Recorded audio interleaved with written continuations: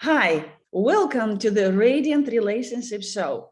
I'm your host, Sita Sadhana Kaur. And today, our guest is Kimberly Sherry. And wait a minute, I forgot to say about the topic.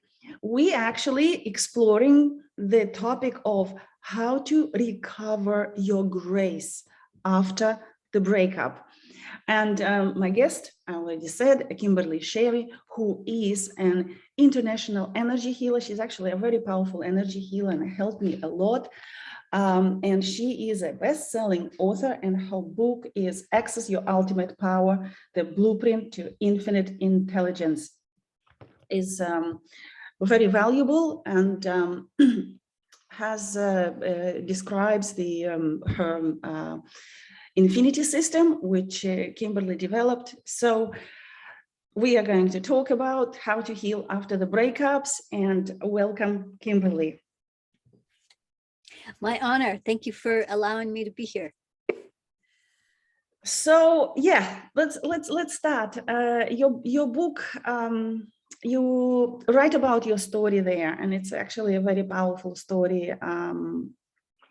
I wanted to ask you, so how did you start your healing after your toxic relationship? Or maybe you can tell us a little bit about your relationship, because obviously I know the book. And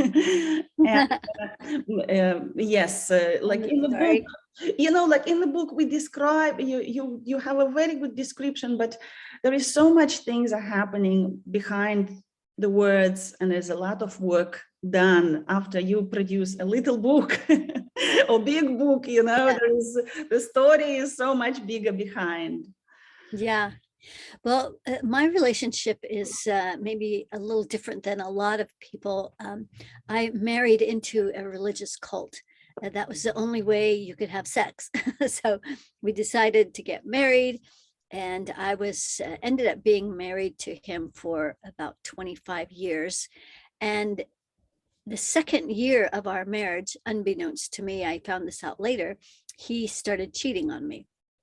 And the only way out of a marriage as a Jehovah's Witness, that was the cult, is that you have to be able to, well, adultery is the only way out, but you have to be able to prove it. So they have this weird rule that there is a 2-witness rule. So that means 2 people have to witness some kind of wrongdoing to make it real and valid. But who's gonna be a second person for that? They have the same thing for pedophiles. At any rate, so I felt really trapped in this relationship, and he was very controlling, and it ended up being a loveless relationship. And I finally became suicidal when I was about 38-ish. And so there was 2 things that were happening simultaneously, but the energies are very similar. And that was me trying to step into my power. So here I was born and raised in this religious cult. And that is that's a spiritually toxic family, where you're giving your power up, your seniority, to other people who decide what's best for you. And that the same thing started to unfold in my relationship. It's the man's job or responsibility to be the head of his household, and a woman is required to give her dues, whether she likes it or not. So it was just a very toxic relationship, and I was very, very unhappy. And so I finally became suicidal, and I left actually both sort of simultaneously. I left the religion first, and then I left the marriage. And we were married. We ended up being married for 25 years. So that was a lot of uncoupling, and very, very painful. I don't think there's any relationship that can end after being married that long that's not painful. And so he was also suicidal, and it's just was a big hot mess. At any rate, there's a few things that helped me.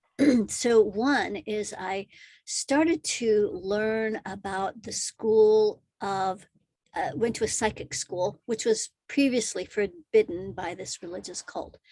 And this became my cult in reverse.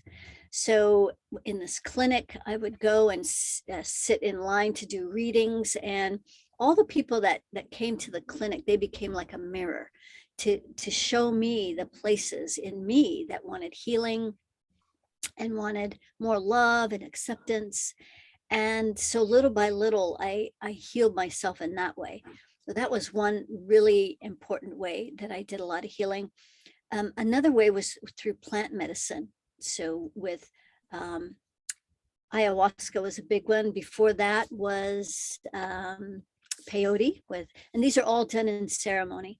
So these are really powerful plant medicines that they heal your soul basically, and they help to open your heart. And so that was very, very instrumental.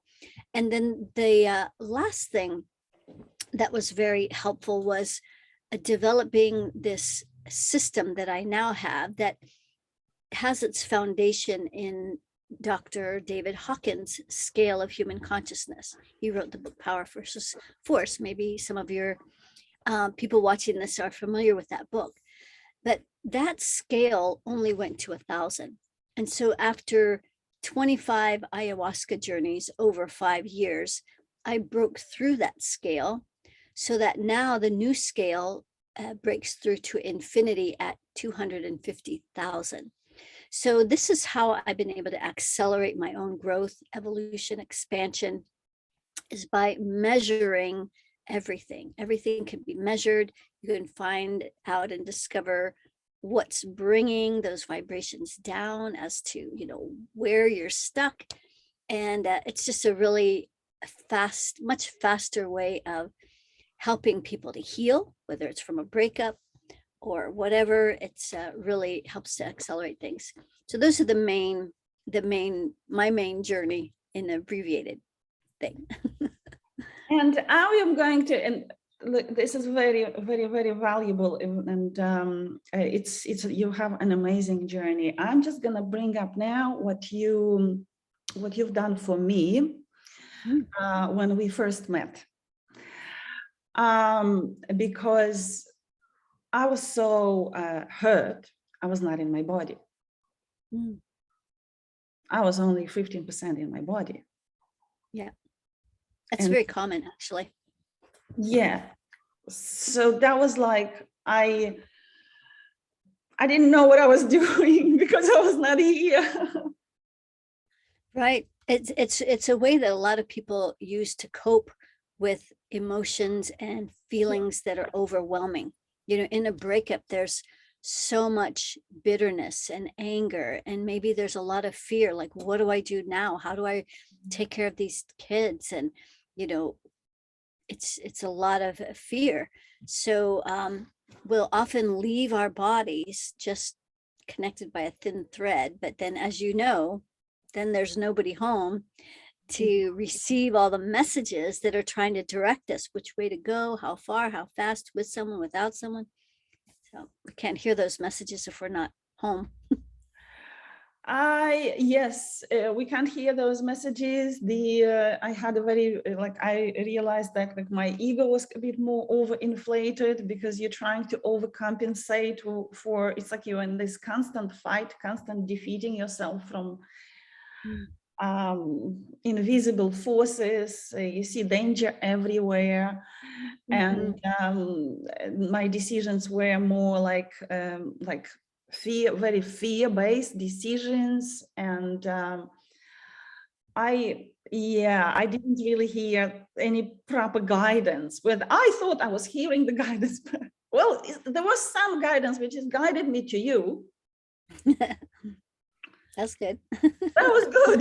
That was the beginning. So something like penetrated, and when you told me that I'm not, and I remember like what's happening with my first chakra.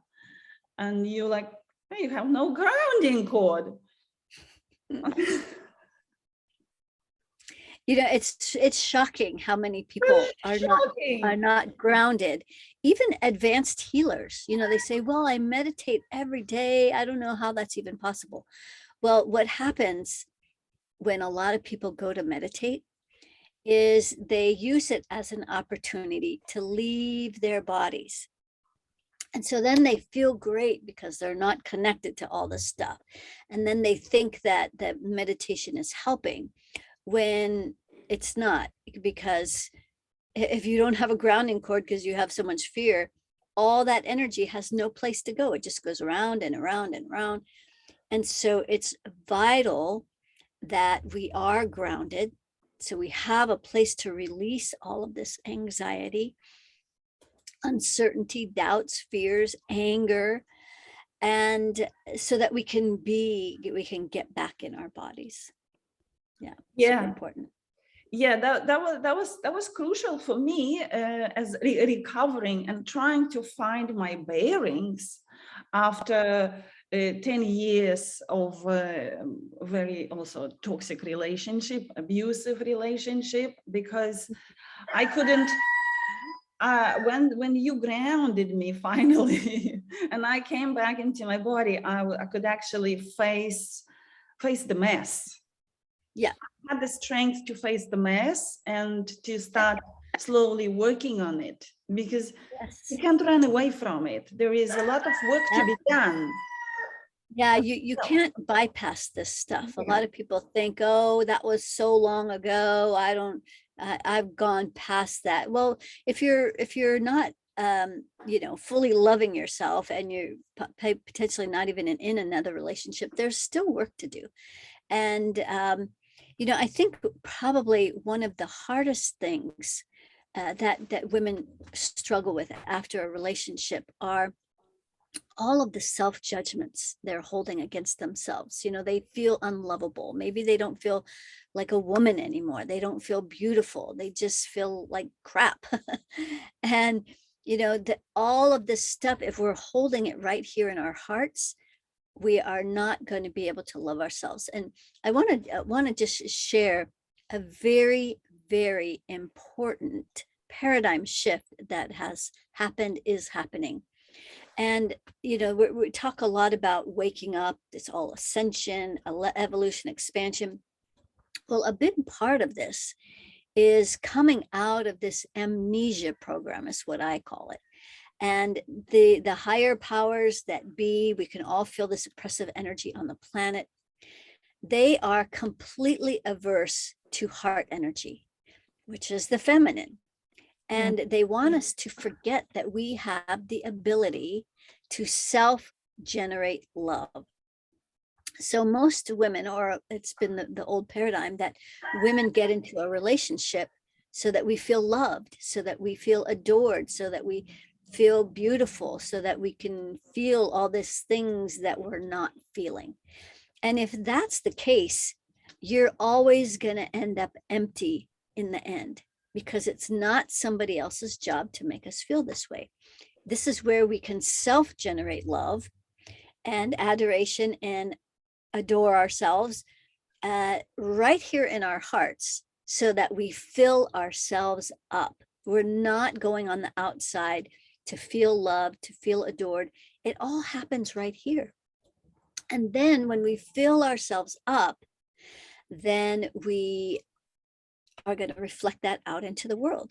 So whether you're just ending a relationship, or you just ended, or you've been out of a relationship for a while, no matter what, the number one thing that people need to do is to start filling themselves up with their self-generated love. Happens right in the heart.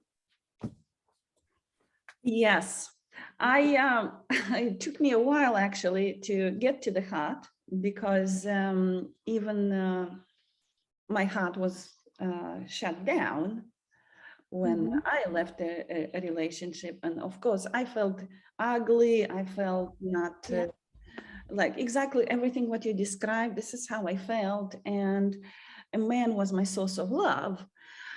I actually, my recent discovery, I realized that I was actually an addict to men, in terms that I was using them as my source. And this is not it's just not the right way to get into the relationship, because I would be completely, when I would lose myself in the relationship and do everything for that man, because he was just my, what would fill me up and make me feel important, like loved and adored, and all of that. For some reason, I don't know why I got that in, but it was just this, it all obviously goes into childhood, but that's just what it is. So Kimberly, I remember I was in a couple of summits ago, I asked, I was interviewing Anaya Sophia, and I asked her, I said, look, how did you heal your yoni after the breakup? And she said, what about, not my yoni, she said, my heart. And I was like, yeah, your heart. And I had no idea I had a heart. Yeah, well, you know, a lot of this is programming. It's all programming. We little girls, we watch all these fairy tale stuff, and the knight and the shining armor is going to come and rescue us. Like we are not going to be whole until we get saved by this man. And you know, it's all it's all a bunch of baloney. So we're rewriting the stories, and we're rewriting the programs, and people are recreating themselves in these new relationships. And it's based on more like what works for us and the person we're now meeting with. And there's a million ways you can create a relationship, but it all breaks down to communication and figuring out what works between the two of you. Yeah. Yeah. Yes. So I wanted to ask you again, so the what would be like the energetic implications for women, and we can look at the men's perspective as well, after you break up, because when you close together, this, you create the we space, and it's I just recently read online that when a woman has sex with a man, well, you know, when you make love, you open up completely, you take everything from that man inside of you. Yeah. Yes, the entanglement that happens in a relationship can be so thorough. And so this is where a lot of you know, it's really interesting that we take on other people's stuff, and just because we feel it, we think it's ours, but that's not the case. And so there's a few things that can be checked, and so this is one really important one, is courting, energetically connecting to different chakras or different parts of the body. And courting is a way that people communicate with each other. But ideally, when you're done communicating, you take your cords out with you and you go your merry way. Well, that doesn't happen in a relationship. And cords are a very subtle way that people manipulate each other. So instead of using their words, like to tell somebody that they want them to do something or stop doing something, or, you know, instead of asking your partner, hey, could I get a hug? I just feel like you know, that they'll vibe them. They'll plug into their solar plexus and try to make them feel guilty, or into the heart chakra and make them feel bad about themselves. So in my book, I outline all the different ways that people can cord to each other and what it signifies. But that is a really important and crucial way, probably one of the first steps when you leave a relationship, is to make sure that you're no longer courting to each other, because you may not have talked to this person in 6 months, a year, maybe years, and they could still be energetically courting to you, siphoning off your energy, blocking the flow of, you know, your energy. So that is numero uno, muy importante way of beginning the uncoupling process. Super important. You know, I will tell you, this is I just wanted that this is very important what you just said. Recently, I woke up myself to with how you explain this when we try, because I never used my words as a child. I didn't feel comfortable, didn't feel connected. So I realized that I was probably coding as well, because I was like, this is how I manipulate. When I was listening recently to your video, and when you were saying that, it kind of like finally got into me. I realized that, of course, the other people the same, because we grew up disempowered in childhood, and we don't get parented in a holistic and healthy way. And then this is very important. So you don't code, because you can be coded in the other person as well. And you want to do that. You don't want to do that either. That's you don't want to be courted either way. So these things can be checked on both sides. A second really important thing, I'll share this, because so, and part of this is kind of new, clearing unresolved past lives. So usually the people that we are like core people in our lifetime, we've traveled through many lifetimes, just changing the roles. Like maybe one lifetime you're the mother, next you're the daughter, now you're a friend, now you're a lover, it's always changing. However, so we can measure how many past lives someone has had with their partner. And then more importantly is how many unresolved past lives there are. And otherwise, you are going to use your next relationship to work out unresolved stuff with that partner.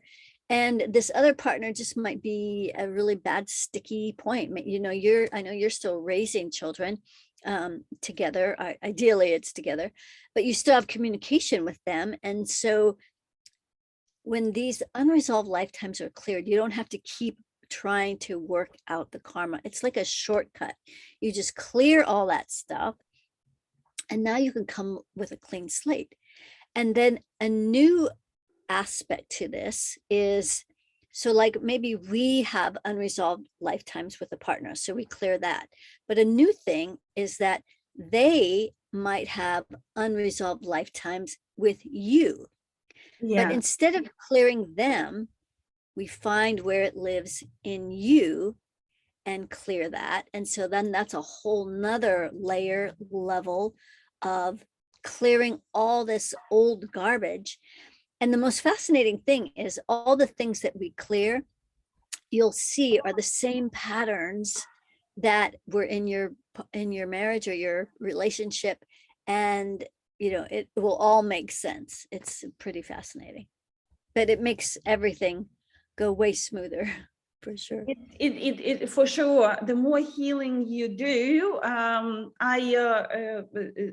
easier is because like I separated with my ex-husband, and you still need to I still need to communicate with him, because I have 2 children. He is still father of my children, and I need to honor that he is a father.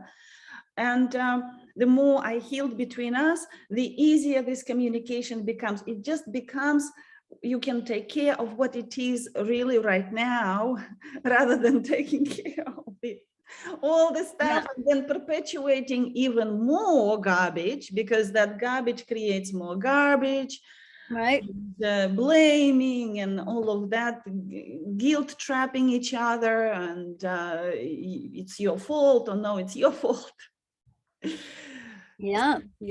All of that, moving on from that. And then you can I will just, as an example, I will give for the audience how important is to clear the unresolved past lives, because when I got romantically scammed online, I had 30 unresolved past lives with that guy. You calculated them, by the way. So it's very important. You are not just meeting people who are here nasty. These are not random people. Like, you are not random people, for sure. The people that we pull into our sphere of influence, and So so when people are looking for a new partner, it's good to find out, hey, how many unresolved lifetimes do I have here? Like they're putting on their best face forward, they're putting on their best behavior. And you may not know until you're in deep of the stuff that's still sticky. And so it can be so helpful getting that done from the beginning. So one, you're not wasting a lot of time on something that maybe was just there to kind of help you clear some karma. Yeah, you're not going to waste a lot of time and energy and resources and whatever. Yeah. It's a shortcut. It's a hack. It's a hack, and it's a very great hack, and also it kind of like gives you a perspective to opens up your eyes to a much wider picture. There is something bigger there, like there is this divine order, and you don't really become like a victim. You can actually shift from the victim perspective to understand, oh, here I've got something to clear, and then I've got an opportunity to grow into a completely different level of relating to people and let go of all the garbage, because it becomes very hurtful. So it's not to run away from it. Right. This is a whole nother level or way of really operating more consciously and on purpose in relationships. The way that people have been operating has been, number one, unconscious, and two, we're hoping, wishing, praying that someone on the outside is going to make us feel a certain way. And we need to come to the table full, prepared, ready. Yeah. And so if someone listening to this is either considering leaving a relationship or they've just left and they're in the aftermath, it's time to focus on you. It's not time to go find another man to make you feel better. Fill yourself up so that you can start manifesting and attracting from a completely different level. Yeah, absolutely.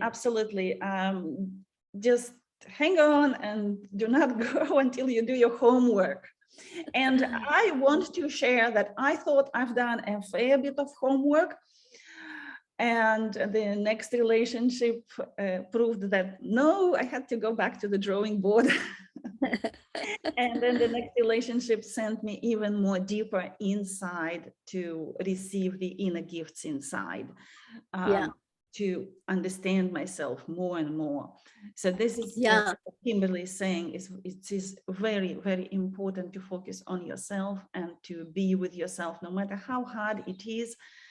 And one more, going and getting a relationship just because you're lonely is not the way. No, get a dog.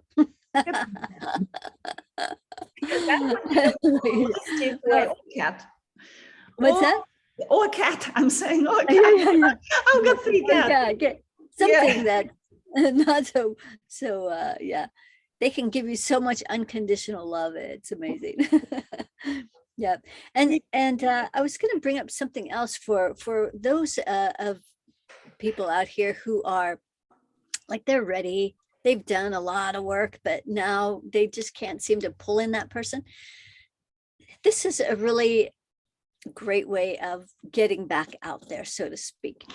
And number one is that when you're meeting a new partner, a potential new partner, or just meeting people, is that instead of going into this dialogue, is he the one? Is she the one? Is, like ready to pounce, is to just go and meet the person where they are.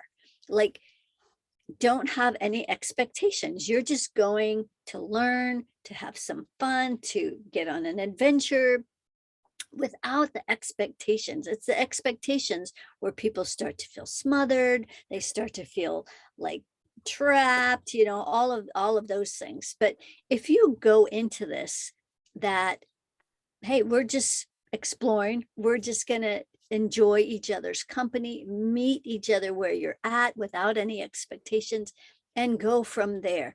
Every person that you meet has some kind of lesson or something that you can learn from them, and vice versa. Maybe they're going to be learning from you, but don't want to show up as their mother, as their teacher. We want to be their potential partner. And so, be fun, have fun, and it will completely change the whole dynamics of things. And there's no pressure. Then there's no pressure on anybody. It's like, oh, we're just going to have some fun. We're just going to enjoy each other's company. And you both decide how far, how little, where that goes. You're in charge. And so start taking accountability for what you create, what you manifest, and speak up. Hey, Kitty, we got the feminine here. Talking about the kitties, and Katinka is here. Yes. This is our new kitten. Oh, sweet. I love him. So this is really great. What I mean, it's gold, because I've been pouncing. I'm like getting, guys. Yeah. Is he the one? Is he the one? Yeah, you got your fork out. Is he done yet? Yes. That's not the way. It's just because I didn't have the love as a child, and I had this compulsive intimacy seeking, and then like I've been mothering them, and I've been teaching them, so I was everywhere. These are not the right energies to come into the relationship.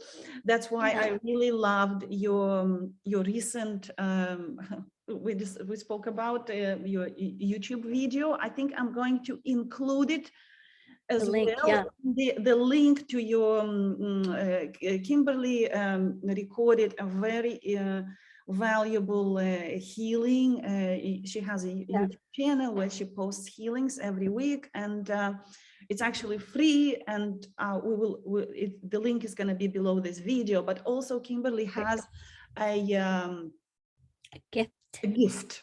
What's the gift? Yes. My gift. My gift is the process that I suggest that people do on a daily basis as a practice. So it's a practice called running your energy. This 20-minute meditation, the first half is the process of running your energy. The second half is how you can raise your money frequency. So often that's a very big sticky point for especially women after they've left a relationship, is now they're struggling financially. So this is a really good way to clear those lower vibrating energies that's bringing your money vibration down, and then how to get aligned so that you can start manifesting some different results. So that's the gift, and should be practiced on a daily basis, because every Friday on YouTube and Facebook, I do it's called Friday's Inspiration. That's what you were just referring to. And every week is on a different topic. And I do a clearing there based on the topic. And that's really helpful, and it's good to get things cleared, but then you need to maintain this clear vibration. And so this 20-minute meditation is what will help you do that. Yeah. Oh, thank you so much. So I hope click on the button below. This is very, very important, and it's important to do it on a daily basis. Otherwise, things just, if you do it one-off healing here, one-off healing there, it's not gonna give you the desired results. Yeah, it's Band-Aids. Like putting your finger in the holes in the dike, Yeah. Yes. We face I think we globally stepping into a completely different way of living, and we need to unload a lot. If we want to have a different way of relating, and if we want to create a different paradigm on this planet, if we want to completely step out of all of this victimhood and all of this using each other as your love source, this is just not the way. And proper relating is possible, communicating from the heart and coming back to our heart center. So I think we're gonna wrap up on this. Do you have anything to add before we finish? Just know that love is available, and it's always so present. It is so close to you because it's right here. And so this process of loving ourselves and allowing that energy to flow through our arms, so that we're not only giving love, women are great givers, but they need to receive. And so that happens as the energy flows into your left receiving arm. So all of these, yes, exactly. So all of these are really important aspects of this energy system, so that you're not only a great giver, but you can also be a great receiver. Yes, thank you so much. You've been hanging out with Sita Sadhana Kaur and Kimberly Sherry. Please stay tuned for the next episode, and bye for now.